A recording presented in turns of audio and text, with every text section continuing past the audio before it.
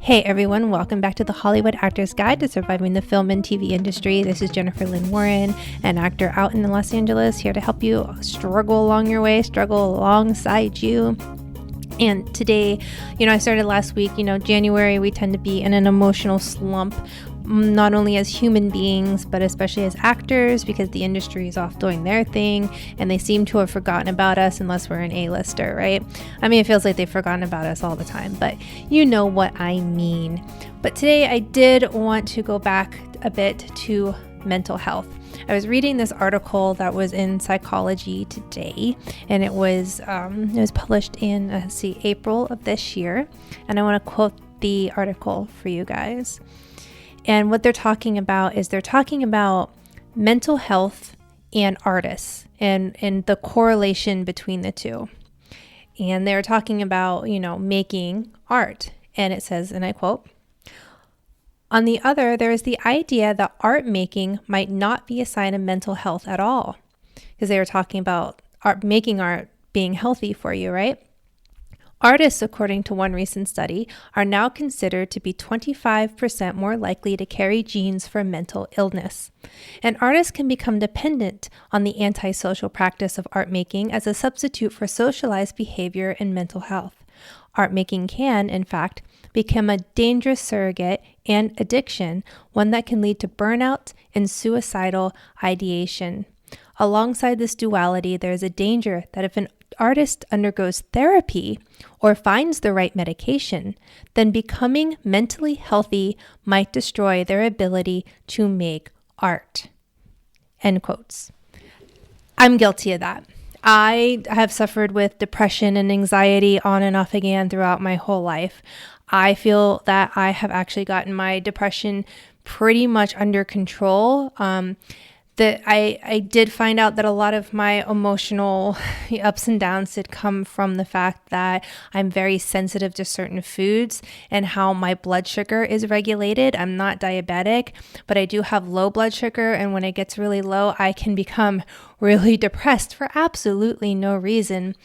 And there were times I was thinking, maybe I should go to a psychiatrist and seek help. And then I was like, wait, no, I don't want to be drugged. I don't want to be one of these people that just doesn't feel emotions because they're on all these drugs. And then, and then I'm no longer an artist and I'm no longer an actor. And then my whole life is going to be over, et cetera, et cetera, et cetera. And what's funny is, you guys know I listen to Dax Shepard's podcast, Armchair Expert. And I feel like now I'm in like their October episodes because I'm a little behind. But I feel like the past 4 or 5 episodes in a row, they have brought that up with every single guest where they've talked about their mental health and how all of them feel like if they just got the therapy that they needed, that they were worried that they wouldn't be great actors anymore. And all of them have gone to therapy, and all of them have found that they're actually still not only great actors, but they can be better actors for it. So if you are struggling, don't think that getting help is going to make you a bad actor. It's just not true. It's something that is romanticized, I think, in Hollywood. So I want to bring up one resource that's really great. It's the Actors Fund, and it's here in Los Angeles, and I know there's one in New York. You'd have to reach out to them to see if they have any other places like across the country or in the world, depending where you are. Sorry if you hear that banging. That's my cat trying to open a cupboard. And so what the Actors Fund is, it's free for actors. There is some eligibility requirements. You need like a minimum of 5 years in the industry with paid employment with earnings of at least $6,500, I think, or 20 years in the industry with a minimum of like $5,000, or you can go to them and prove to them that you have financial need. So even if you've struggled as an actor and you've only booked like one job, you can show them that you're struggling financially and they will help you. And some of the things they do is they do one-on-one counseling. They have support for issues around sexual harassment if that is happening for you. They have assistance in locating legal and health services. They do affordable housing, advice in dealing with landlord issues. They have seminars that I've attended personally on topics for financial wellness. And they also have seminars for coping with depression, which is why I'm bringing them up. But I wanted to let you know everything else that they do. And they also have emergency financial assistance for basic living expenses such as rent or medical expenses. So if you guys are finding yourself in this like horrible place, there are places that you can help. And you can even go on Google and Google like mental health for actors in my area, and you'll see psychiatrists or psychologists that pop up that specialize with that, or mental health for artists. If you may need to make it a little more broader if you're outside of an entertainment industry, right? But if you need help, guys, it's not going to do anything but make you a better artist if you go out and seek the help that you guys need. I got you back.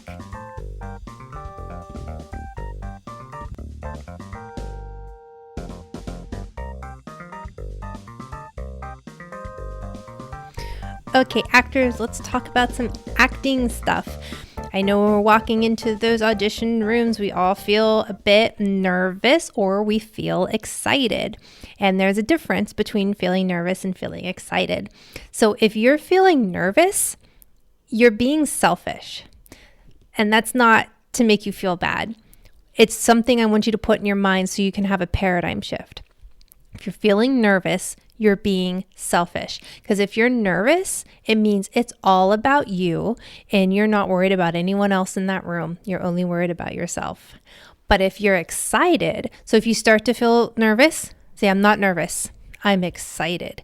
Switch your brain. It'll go with you. Your brains are more amazing than you give it credit for. If you're excited, then you're being very generous to that room. If you're excited, you're like, I'm excited to show them how I can help them. I'm excited to go in and see if I can give them what they need for this project. I'm excited to go in and do my best versus I'm nervous to go in because I'm going to fail. I'm nervous to go in because I feel like they're not going to like me or I'm not going to be right for their project. You see how it's an immediate energy shift from nervous versus excited, right? So as soon as you can kind of switch yourself to excitement, what I've noticed is, that little shaking you can sometimes get in your hands, and that's my cat running across the room, so sorry. It goes away. Like I don't shake anymore. My heart stops fluttering. My energy is really high. I'm not a robot. I'm human, and I get nervous, but I turn it into excitement. Because once I turn it into excitement, I can start controlling my body. Because if I can't control my body, I can't control the character that I'm playing. And if I can't control my body, I can't control the room in which I am playing. And when you're going into that audition room, you want to control the room. You want to control the energy, and you want to control the flow of conversation, and all that stuff that we've talked about, right? So remember, if you're nervous, you're selfish. If you're excited, you're generous.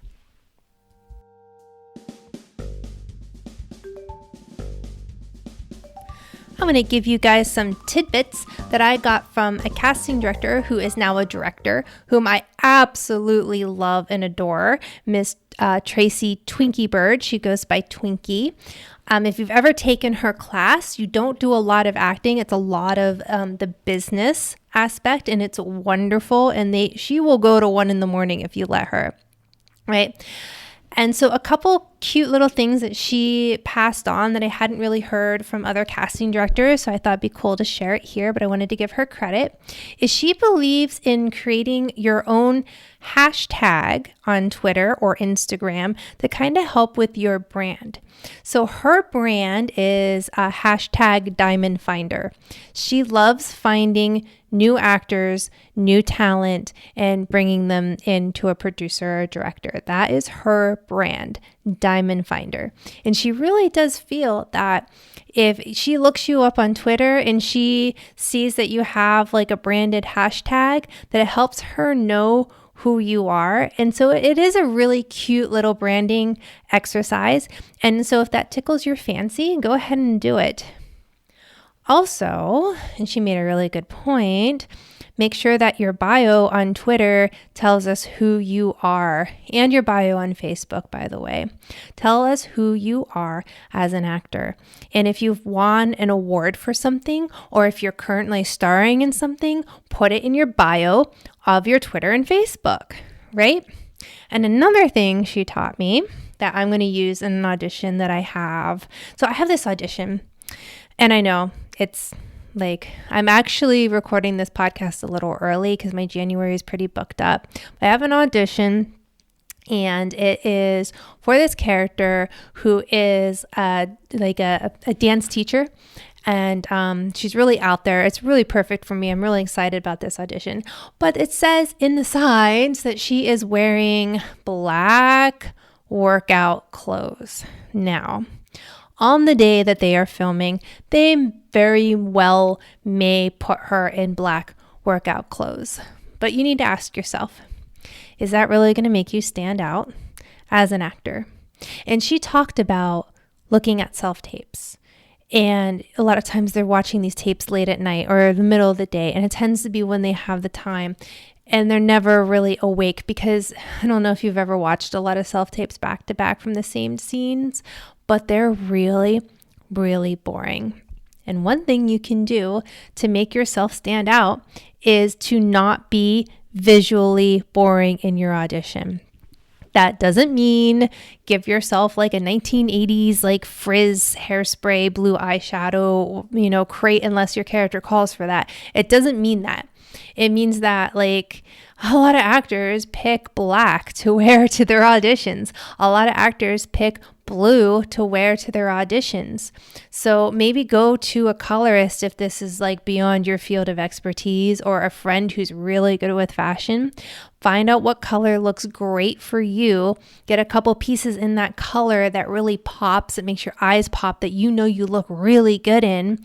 And so every time a casting director sees your audition, they see a pop of color, a pop of like excitement. You're not visually boring because you're not in black or gray or blue, which is like the three colors that actors always wear to auditions. Be a little different, show them something a little bit new. And then maybe the casting director, when they're watching, they'll like perk up for a minute and their brain will go, oh, let's watch this because like I have not seen the color orange in 3 hours and it's kind of nice to see a different color right now. So something to consider, everyone. So thank you so much for listening. Happy New Year once again. 2020 is rocking on. Break a leg out there and remember, you are not alone.